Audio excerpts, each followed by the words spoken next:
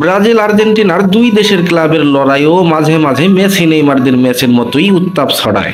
তবে এবার দুই চিরপ্রতিদ্বন্দ্বী দেশের দুই ক্লাবের ম্যাচে এমন এক ঘটনা ঘটেছে যা সবকিছুকেই ছাড়িয়ে গেছে। বর্ণবাদী আচরণের অভিযোগে খেলা মাঝপথে বন্ধ হওয়ার পর ব্রাজিলিয়ান ক্লাবকে জয়ী ঘোষণা করা হয়। শুধু তাই নয়, আর্জেন্টিনার ক্লাব সেই টুর্নামেন্ট থেকে 2 বছরের জন্য নিষিদ্ধ হয়েছে। সেই সঙ্গে গ্রেপ্তার হয়েছেন আর্জেন্টাইন ক্লাবের 4 জন নারী ফুটবলার। সবই আবার ঘটেছে প্রীতি ম্যাচের টুর্নামেন্টে। 21 ডিসেম্বর ব্রাজিলের লেডিস সুপার কাপ টুর্নামেন্টের সেমিফাইনালে মুখোমুখি হয় আর্জেন্টাইন ক্লাব রিভার প্লেট ও ব্রাজিলিয়ান ক্লাব গ্রেমিও। ব্রাজিলের সাও পাউলোতে অনুষ্ঠিত হওয়া সেই ম্যাচটি রণক্ষেত্রে পরিণত হয়।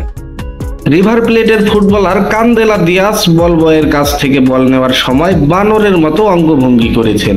বর্ণবাদী এমন আচরণের প্রতিবাদে গ্রেমিওর ফুটবলাররা মাঠ ছেড়ে চলে যান। অপ্রীতিকর এই ঘটনার সময় 1-1 ব্যবধানে ম্যাচটি ড্র ছিল।